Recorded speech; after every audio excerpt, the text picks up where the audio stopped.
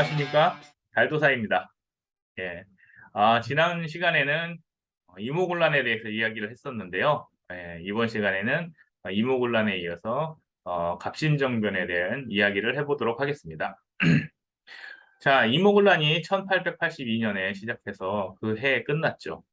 그리고 나서 어떻게 되었냐 하면은 흥선대원군이 제거되었습니다. 흥선대원군은 위정척사파였죠. 개화하지 않고 세국 정책을 펼쳤던 그런 세력이었는데 그 위정 척사파가 몰락을 하고 이제 남은 것은 뭐냐면은 그래 이제 세국 정책은 안 된다. 그러면 개화는 필수적이다라는 분위기가 일어납니다.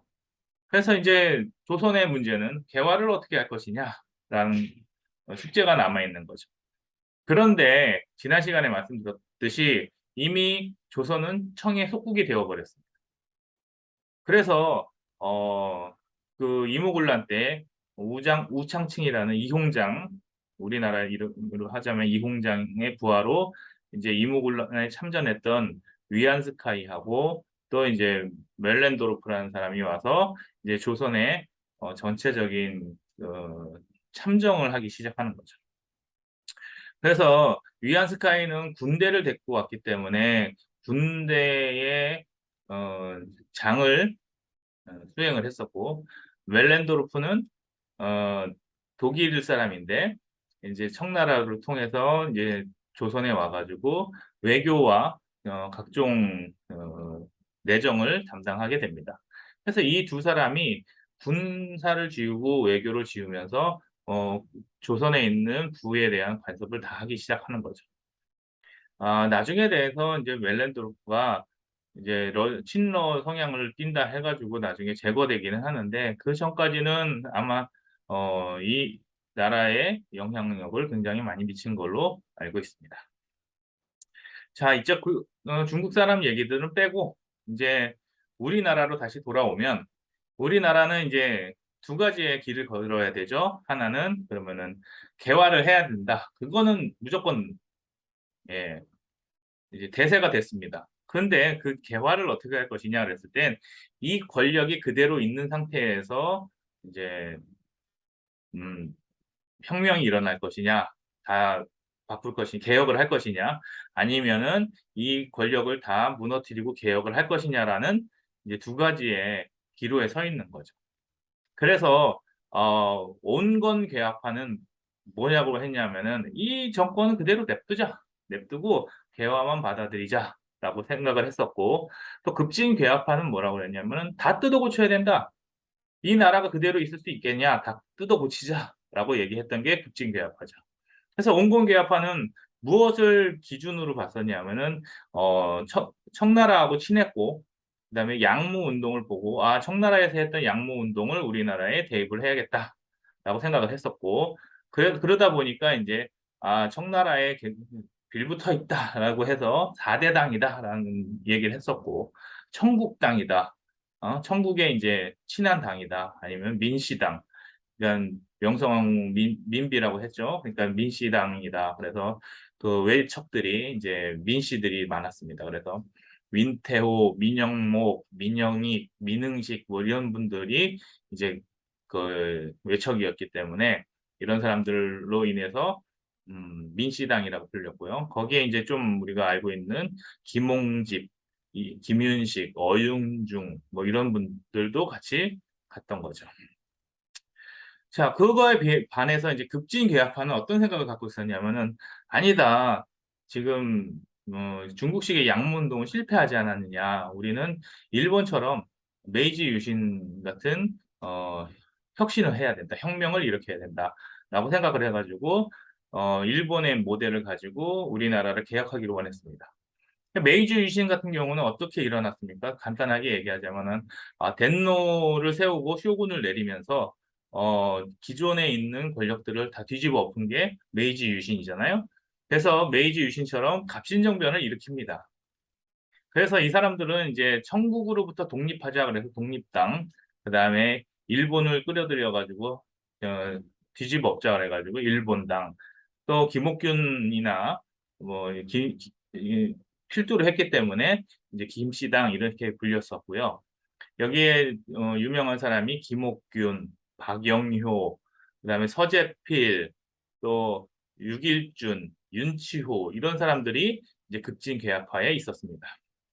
그래서 급진 계약파는 일단은 지난 시간에 말씀드렸듯이 우리나라는 이모군란으로 인해서 군사력이 다 제거가 됐습니다. 그러면은 나라를 뒤집어 엎어야 되는데 무슨 힘으로 뒤집어 엎을까요? 결국에는 외세를 데리고 와야 되는 거예요. 그러니까 지금은 누가 잡고 있습니까? 온건 계약파가 잡고 있고 그 온건 계약파는 누구를 등지고 있습니까? 지난 이모군란을 이 온건 계약파가 청나라의 힘을 입어가지고 어, 이모군란을 정리했잖아요. 그러니까 이제 이 청나라를 뒤집어 엎으려면은 일본의 힘을 빌려야겠다. 그래서 일본의 힘을 빌립니다. 그래서 갑신정변이 1884년에 일어나죠. 그런데 문제는 뭐냐면은 민비의 조카였던 민영익을 암살하려고 했는데 그걸 실패하고요. 그냥 창덕궁만 접수를 합니다. 그리고 이제 12월 5일 날 이제 우리는 점령했다 하면서 정강 14조 개각 인사를 발표를 하죠. 그런데 그 다음 날 위안스카이가 1,500명을 데리고 창덕궁을 공격을 다시 합니다. 그리고 일본 공사관을 방화해버리죠. 근데 일본은 여기서 청나라랑 갈등을 일으키는 거에 대해서 주저합니다. 왜냐하면은 이게 큰 전쟁으로 더 커질 수가 있기 때문에 그 큰 전쟁을 원하지 않았어요. 그래서 요 정도 선에서 정리를 하고 이제 물러나게 됩니다. 일본군이 물러나게 되니까 당연히 급진 계약파도 더 이상 손을 쓸 수가 없는 거죠. 그래가지고 3일 만에 이 정변이 끝나버립니다. 그래서 일단은 크게 좋게 봤을 때는 조선의 메이지 유신이다. 뭐 이렇게 얘기하지만 결국에는 두터운 집권 세력을 이기지 못했고요. 그 다음에 프랑스식 혁명을 하려고 했으나 힘이 없었죠. 그래서 이렇게 힘이 없어지고 한번 뒤집어 엎었는데 지고 나면은 이모군란 때처럼 똑같아집니다. 이미지는 안 좋아지고 세력은 죽게 되는 거죠. 그래서 일단은 뭐 김옥균 같은 경우에는 일본으로 도망갔다가 나중에 이제 암살로 제거되는데 어쨌든 간에 갑신정변이 끝나고 나면은 이제 어 얘기를 하는 거죠. 일본이 큰 전쟁을 안 일으키는 대신에 이제 텐진 조약을 맺게 되면서 야 청이나 일본군이나 둘 다 철수를 하자. 대신 이제 다음에 조선에다가 군을 파병할 때는 서로 얘기를 하자라고 하면서 일본이 한 수 접어주는 형태로 끝나는 거죠. 어쨌든 간에 뭐 외세를 빌려서 저기 나라를 뒤집어 엎으려고 했던 갑신정변은 그렇게 허무하게 끝나게 됩니다. 그럼 왜 갑신정변이 메이지 유신처럼 되지는 못했느냐라고 했을 때 저는 이렇게 봅니다. 일단은 처음에 말씀드렸던 종묘사직이죠. 그러니까 왕이 국가였던 겁니다. 지금의 이제 우리의 기준으로 보면은 너무 이해가 안 되죠. 근데 그 당시에 눈으로 봤을 때 임금을 어떻게 할 수가 없었던 겁니다. 그래서 임금을 갈아엎어서 다른 임금을 세우지 않은 상태에서 그냥 임금을 놓고 개혁을 하려다 보니까 임금 입장에서 볼 때는 나의 권한이나 권력들이 빼앗기는구나라는 느낌이 들죠. 그러니까 맨 처음에는 니네 잘하는구나라고 생각했다가 이게 결국엔 나한테는 별로 도움이 되지 않는구나 해가지고 결국에는 다시 온건 계약파에 손을 들어주게 되는 겁니다. 예, 그래서 저는 그렇게 생각이 들고요. 또 하나는 이모군란 때 모든 군사력이 밀었기 때문에 일본 힘에 의존해서 했던 정변이고요.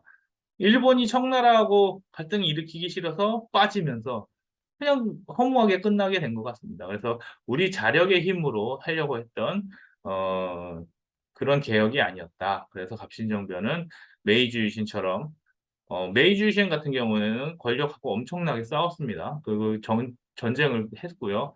외부에서 침략을 간섭을 안 했기 때문에 더 힘이 센 어, 세력이 메이지 유신을 이루어낸 건데 우리나라는 외세에 의해서 외세의 힘으로 전쟁을 하려고 했기 때문에 거기에 한계가 있지 않나라고 생각을 합니다. 갑신정변에 대해서 서재필 씨가 이제 평가한 게 있습니다. 네, 서재필 선생님이 평가한 것을 잠깐 읽어보자면 갑신정변이 실패한 이유는 일본을 너무 믿은 것이다. 그런데 무엇보다 앞뒤 재지 않고 반대만 내세운 일반 민중의 무지 때문에 몰락했다.